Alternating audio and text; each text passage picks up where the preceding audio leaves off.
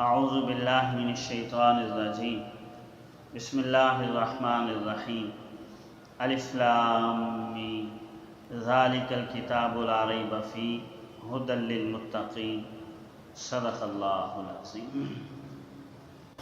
معزز سامعین، اس سورت کا نام سورہ بقرہ ہے۔ بقرہ کے معنی گائے کے بھی آتے ہیں اور بیل کے بھی آتے ہیں۔ اسی پارے کے اندر بنی اسرائیل کو گائے کے ذبح کرنے کا حکم دیا گیا تھا، وہ واقعہ آگے آ رہا ہے۔ اسی مناسبت سے اس سورت کا نام سورہ بقرہ رکھا گیا۔ احادیث طیبہ میں اس سورت کے بہت سارے فضائل آئے ہیں۔ حضور علیہ السلام کا فرمان ہے کہ سورہ بقرہ اور شیطان ایک جگہ جمع نہیں ہو سکتے۔ کیسے جمع ہو سکتے ہیں؟ ہو ہی نہیں سکتے، واقعی نہیں ہو سکتے۔ جب سورج چڑھ جائے تو پھر اندھیرے کا کیا کام ہے؟ تو شیطان ہے ہی سراپا ظلمت اور گمراہی، تو جب رشد و ہدایت کا نور چمکے گا تو اس کے آگے شیطان نہیں ٹھہر سکتا۔ نبی علیہ السلام کا فرمان ہے کہ سورہ بقرہ پڑھا کرو، اس کا پڑھنا برکت ہے، اس کا چھوڑنا حسرت ہے، افسوس کرو گے اس کو چھوڑ کر۔ اور فرمایا کہ یہ فسطاط القرآن ہے، یعنی اسلام کا مغز ہے، بنیاد ہے، مرکز ہے، مین خیمہ ہے۔ ایسے ہی نہیں حضرت عمر رضی اللہ تعالیٰ عنہ کے بارے میں آتا ہے کہ 12 سال انہوں نے اس سورت کو سیکھنے میں لگا دیے۔ مطلب یہ ہے کہ اس کے اندر اس کے خود مضامین سورہ بقرہ کے بتاتے ہیں کہ اپنے اندر جامعیت اور علم و حکمت کے خزانے لیے ہوئے ہیں۔ عقائد و نظریات اور اعمال کے اعتبار سے اسلام کے اکثر احکامات اس سورت کے اندر جو ہے نا وہ آ گئے ہیں۔ اس وجہ سے اس کو سیکھنا چاہیے، پڑھنا چاہیے اور گھروں کے اندر اس کے انوارات حاصل کرنے چاہیے۔ اللہ رب العزت نے سورہ بقرہ کا آغاز حروف مقطعات سے کیا ہے، الف لام میم۔ ان حروف کو الگ الگ پڑھا جاتا ہے۔ تو جو لوگ یہ کہتے ہیں نا کہ بغیر سمجھے قرآن نہیں پڑھنا چاہیے، تو اللہ تعالیٰ نے کلام الہی کا آغاز ہی ان حروف سے کیا کہ جس کا معنی نہیں۔ ان کا کوئی معنی بتا سکتا ہے الف لام میم؟ جو لوگ یہ دعویٰ کرتے ہیں کہ بغیر سمجھے قرآن کریم نہیں پڑھنا چاہیے اور اس کی تلاوت نہیں کرنی چاہیے، تو ان سے پوچھا جائے بھی اس کا معنی بتاؤ، پھر تم سمجھ کر پڑھتے ہو تو اس کا معنی بتاؤ۔ اللہ تبارک و تعالیٰ نے ہمیں پہلے ہی الفاظ میں یہ درس دیا ہے کہ اس کا پڑھنا بھی فائدے سے خالی نہیں ہے، چاہے تمہاری سمجھ میں آئے یا نہ آئے۔ اپنی عقل اس کے تابع رکھنی ہے اور اس کو اپنی عقلوں کے اوپر رکھنا ہے۔ پہلے لفظ کے اندر یہ درس دیا گیا، اور جب انسان اس کو اپنی عقلوں کے اوپر رکھے گا اور اپنی عقل اس کے تابع رکھے گا، پھر وہ پورے اس کی برکات و انوارات حاصل کر سکتا ہے، وہ ورنہ نہیں حاصل کر سکتا۔ حضرت ابوبکر صدیق رضی اللہ تعالیٰ عنہ فرماتے ہیں کہ یہ جو حروف مقطعات ہیں نا، یہ اللہ اور اس کے رسول کے درمیان راز کی باتیں، اس کی حقیقی معنی کوئی نہیں جان سکتا۔ باقی اس کے احتمالی معنی بہت سارے مفسرین نے بیان کیے ہیں۔ بہت سارے مفسرین فرماتے ہیں کہ یہ صورتوں کے نام ہیں، کچھ مفسرین فرماتے ہیں کہ یہ قرآن کریم کا ہی نام ہے، اور ہمارے صوفیہ کرام عارفانہ اس کی توجیحات بیان کرتے ہیں، لیکن وہ صرف ایک اندازے ہیں۔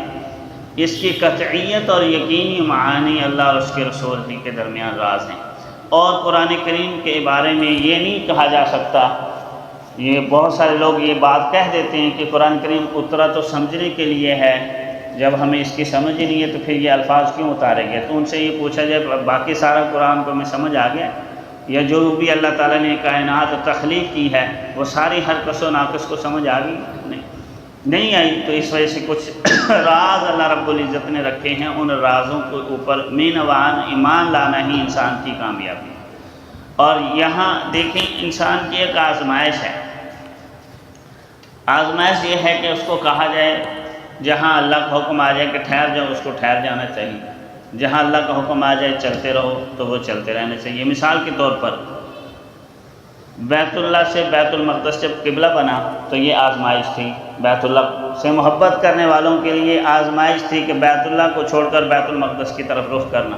لیکن جو اللہ سے محبت کرتے تھے انہوں نے کہا ہم کسی چیز سے نہیں محبت کرتے، ہم تو اپنے رب سے محبت کرتے ہیں، اور رب کا حکم آ گیا پہلے بیت اللہ کی طرف رخ کرنا تھا، بیت المقدس کی طرف کر لیا، پھر دوبارہ اللہ کا حکم آ گیا بیت المقدس سے بیت اللہ کی طرف رخ کر لو۔ اس میں اگرچہ دو قول ہیں، کچھ مفسرین فرماتے ہیں کہ ایک ہی دفعہ تنسیخ قبلہ ہوا ہے، اور کچھ مفسرین فرماتے ہیں 2 دفعہ تنسیخ قبلہ ہوا ہے، پہلے بیت اللہ قبلہ تھا، پھر بیت اللہ سے بیت المقدس ہوا، دوبارہ بیت المقدس سے پھر بیت اللہ قبلہ ہوا، تو اس طرح 2 دفعہ نسخ ہوا۔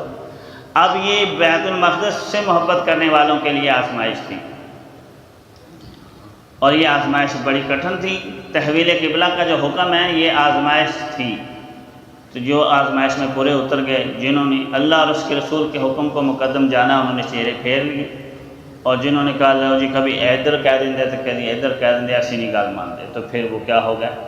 اس کا مطلب یہ تھا کہ پہلی دفعہ جو انہوں نے مانا تھا نا وہ بھی دل کہہ رہا تھا تو مان لیا، اس وجہ سے نہیں مانا تھا کہ اللہ اور اس کے رسول کا حکم ہے۔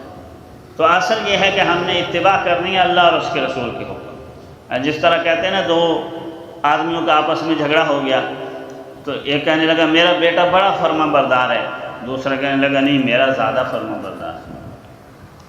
تو لوگوں نے کہا چلو اپنے بیٹوں کو بلا ہی لو، پتہ لگا لیتے ہیں کس کا زیادہ فرما بردار ہے۔ تو دونوں آ گئے، تو ایک نے اپنے بیٹے کو حکم دیا بیٹا ذرا سیڑھیاں چڑھنا، اوپر جا کر دیکھنا کیا چیز ہے چھت پر۔ تو وہ تھوڑا سا سیڑھیاں چڑھا، تو باپ نے کہا واپس آ جاؤ، واپس آ گیا۔ تھوڑی دیر کے بعد پھر کہا یا بیٹا جانا اوپر ذرا دیکھ کے آنا کیا چیز ہے۔ وہ پھر سیڑھیاں چڑھنے لگا، تھوڑا سا اور آگے گیا، باپ نے بلا لیا واپس آ جا، وہ واپس آ گیا۔ تیسری مرتبہ تھوڑی دیر کے بعد باپ نے کہا بیٹا ذرا اوپر جانا کیا، کہیں کہ یہ تو اتنے تھلے میں جا پتہ کاری ہوں۔ اب وہ جانے لگا، وہ آپ نے واپس بلایا، کہتا نہیں اب میں دیکھ کے ہی آتا ہوں، اوپر چلا گیا۔ اب تیسری دفعہ میں اس نے باپ کی بات نہیں مانی اور اوپر چڑھ گیا، دیکھ کر نظارہ کر کے آ گیا۔ اور اس کے بالمقابل پھر دوسرا شخص تھا، اس نے اپنے بیٹے کو کہا بیٹا اوپر جانا، جہاں سے اس کو بلاتا وہاں سے واپس آ جاتا، جب چلنے کا کہتا چل پڑتا۔ 10 دفعہ اس نے اس طرح کیا، بیٹا چوں چرا نہ کرے، جہاں سے روک دے وہاں رک جائے، جہاں چلنے کا کہا وہاں چل۔ فرمایا یہ تیرا بیٹا فرما بردار۔ اور پہلے نے 2 دفعہ فرما برداری کی، لیکن تیسری دفعہ میں نافرمانی کی، تو اس کی جو پہلی دفعہ کی 2 دفعہ فرما برداری ہے نا، وہ بھی فرما برداری نہیں سمجھی جائے گی، وہ بھی نافرمانی کی تصور ہوئی۔ وجہ اس کی یہی ہے کہ پہلے 2 دفعہ اس کا دل چاہا اور تیسری دفعہ نہیں چاہا۔ اگر یہ سمجھتا کہ میں نے باپ کا حکم ماننا ہے، تو باپ تو تا قیامت ہے نا، مرتے دم تک باپ ہی ہے، تو پھر مرتے دم تک اس کی اطاعت ضروری تھی، لیکن اس نے اپنی من چاہی بیچ میں لگا لی، اور جو من چاہی زندگی ہے یہ انسان کو ہلاکت اور بربادی کی طرف جو ہے نا وہ لے جاتی ہے۔ تو یہاں یہی ہے کہ جو اللہ رب العزت اہل علم کی آزمائش ہے، ان میں اہل علم کو چاہتے ہیں، تو اللہ رب العزت نے ان کو روک دیا کہ یہاں رک جاؤ، یہاں تم نے مزید غور و خوض نہیں کرنا، تو پھر نہیں کرنا۔